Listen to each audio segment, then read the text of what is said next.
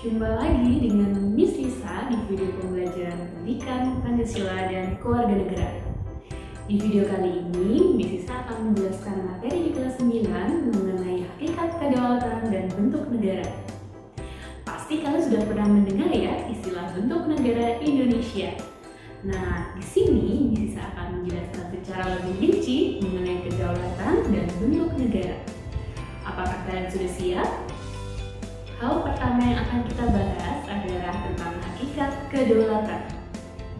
Seperti contoh gambar perbatasan yang ada di samping merupakan contoh perbatasan antara negara Indonesia dengan negara Papua Nugini. Warga negara asing maupun warga negara Indonesia harus memiliki akses izin untuk memasuki atau keluar dari negara satu ke negara lainnya. Hal ini diupayakan untuk memiliki sikap saling menghormati antara negara satu dengan negara lain. Atau dalam contoh di sini adalah negara Indonesia dengan Papua Nugini. Setelah tadi kita membahas contoh bentuk perbatasan antara negara Indonesia dengan negara Papua Nugini, Miss Lisa akan menjelaskan pengertian secara singkat mengenai kedaulatan.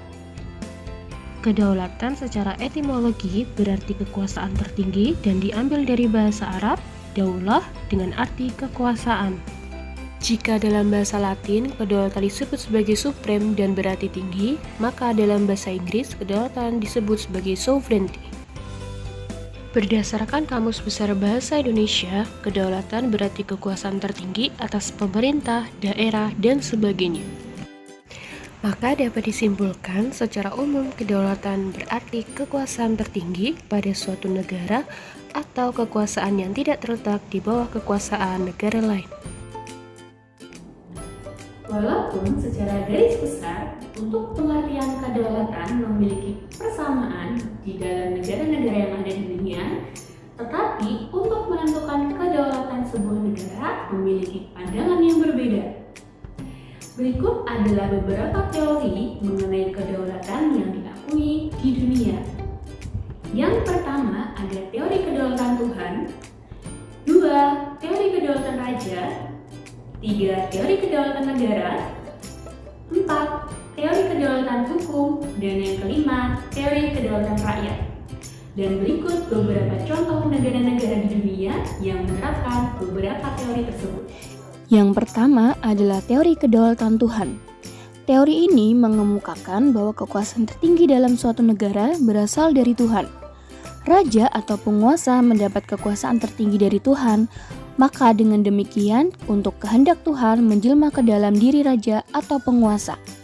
Contoh negara-negara di dunia yang menerapkan teori kedaulatan Tuhan, salah satunya adalah negara Ethiopia, Jepang, dan Belanda. Yang kedua, teori kedaulatan raja. Teori kedaulatan raja meletakkan kekuasaan tertinggi terletak di tangan keturunan raja. Dalam teori ini, rakyat akan mempercayakan raja untuk membuat semua aturan-aturan yang berkaitan dengan sistem tata negara. Dengan kata lain, rakyat dipaksa atau harus rela untuk mengikuti semua aturan-aturan yang ditetapkan oleh sang raja. Contoh negara yang menggunakan teori kedaulatan raja adalah masa kerajaan Prancis pada Raja Louis ke-14. Yang ketiga adalah teori kedaulatan negara.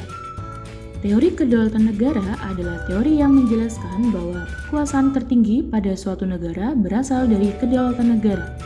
Menurut teori ini, negara memiliki hak untuk membuat suatu aturan hukum yang berfungsi untuk menjaga keteraturan yang ada di dalam suatu negara. Akan tetapi, hal yang perlu digarisbawahi pada aturan hukum berdasarkan teori kedaulatan negara adalah negara memiliki kedudukan tertinggi daripada aturan hukum itu sendiri. Hal ini dikarenakan hukum adalah sesuatu aturan yang dibuat oleh negara. Contoh negara di dunia yang menerapkan teori kedaulatan negara antara lain negara Rusia, Jerman, dan Italia. Yang keempat adalah teori kedaulatan hukum. Teori kedaulatan hukum adalah teori yang menjelaskan bahwa kekuasaan tertinggi pada suatu negara ada di aturan hukum yang berlaku. Dengan kata lain, pada negara yang menganut kedaulatan hukum, maka hukum itu sendiri dapat dikatakan sebagai suatu landasan atau acuan dari kekuasaan dalam negara.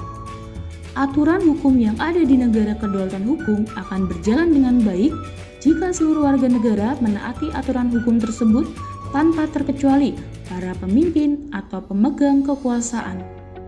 Contoh negara di dunia yang menerapkan teori kedaulatan hukum adalah negara-negara di Eropa dan Amerika.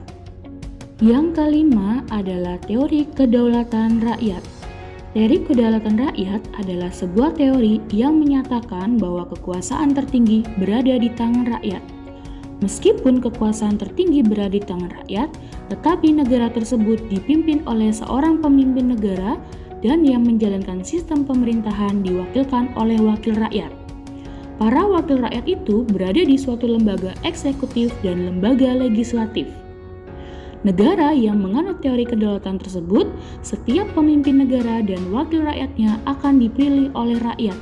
Karena pemimpin dan wakil rakyat dipilih oleh rakyat, maka mereka harus melindungi hak-hak rakyat dan selalu mendengarkan aspirasi rakyat ketika membuat suatu kebijakan atau aturan negara.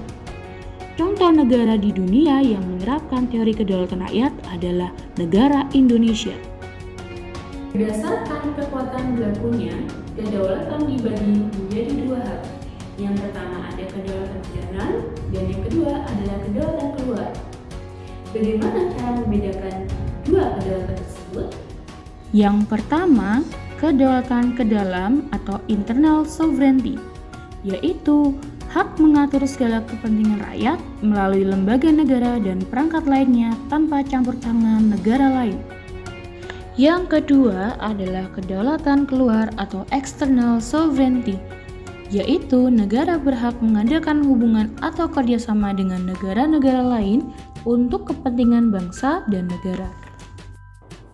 Selanjutnya, kita akan membahas mengenai sifat-sifat dari kedaulatan. Ada beberapa sifat yang harus kalian ketahui mengenai kedaulatan sebuah negara. Yang pertama adalah asli. Artinya, kedaulatan tersebut bukan merupakan pemberian dari negara lain atau merupakan hasil dari jerih payah negara itu sendiri. Lalu yang kedua, bersifat permanen. Artinya, dalam kedaulatan yang ada di sebuah negara tidak akan hilang walaupun presiden bahkan raja akan berganti. Artinya, kedaulatan tersebut tetap ada selama negara tersebut masih berdiri. Yang ketiga adalah tunggal atau bulat. Artinya, sebuah kedaulatan tidak dapat dibagi-bagi bahkan diberikan kepada negara lain. Dan yang terakhir, tidak terbatas. Artinya, kedaulatan tidak bisa dibatasi oleh kekuasaan atau kedaulatan dari negara lain. Setelah tadi kita membahas mengenai sifat-sifat dari sebuah kedaulatan, yang selanjutnya atau yang terakhir kita akan membahas mengenai cara untuk sebuah negara untuk bisa memperoleh kedaulatan bahkan kehilangan kedaulatan dari negara tersebut. Berikut adalah cara-caranya. Pertama adalah cara sebuah negara untuk memperoleh kedaulatan. Pertama, dengan cara konstitusional. Artinya dilakukan melalui perundingan atau perjanjian damai dari negara tersebut dengan negara lain. Yang kedua, melalui cara non-konstitusional. Untuk cara non-konstitusional bisa dengan cara contoh perang atau dengan gencatan senjata. Selanjutnya, jika sebuah negara dapat memperoleh kedaulatannya, maka begitu pula dengan sebaliknya. Ada cara-cara yang membuat sebuah negara kehilangan kedaulatannya. Yang pertama yaitu kalah perang. Yang kedua, bergabung menjadi satu dengan negara lain. Ketiga adalah gerakan separatisme. Artinya, ada wilayah di dalam negara tersebut yang memisahkan diri dari negaranya. Maka dengan demikian daerah tersebut akan kehilangan kedaulatannya. Lalu yang terakhir, adanya intervensi atau campur tangan dari negara lain atas permasalahan yang ada di negara tersebut. Nah, itu tadi adalah pengertian ataupun pembahasan mengenai hakikat sebuah kedaulatan. Selanjutnya, kita akan membahas mengenai bentuk negara. Seperti yang kalian tahu, untuk bentuk negara Indonesia merupakan negara kesatuan dengan bentuk pemerintahan republik. Di sini, Misisa akan menjelaskan mengenai bentuk negara, yaitu negara kesatuan dan juga negara serikat. Apa yang bisa kalian pahami atau cara kalian untuk membedakan antara kesatuan dengan serikat?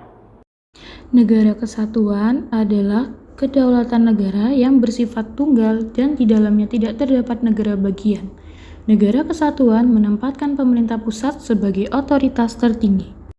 Negara serikat mempunyai lebih dari satu kepala negara, memiliki lebih dari satu konstitusi, memiliki lebih dari satu kabinet, dan memiliki lebih dari satu lembaga perwakilan. Nah, itu tadi adalah materi mengenai hakikat kedaulatan dan juga bentuk negara. Semoga setelah kalian menonton video pembelajaran kali ini, kalian dapat memahami mengenai apa itu kedaulatan dan juga bentuk negara. Dan bagaimana cara membedakan antara negara kesatuan dan juga negara serikat. Itulah akhir dari video pembelajaran kali ini. Kita sambung di video pembelajaran berikutnya dengan materi-materi dan pembahasan yang lebih menarik. Dari Misisa ucapkan terima kasih sudah menonton video kali ini. Sampai jumpa di video berikutnya. Dadah!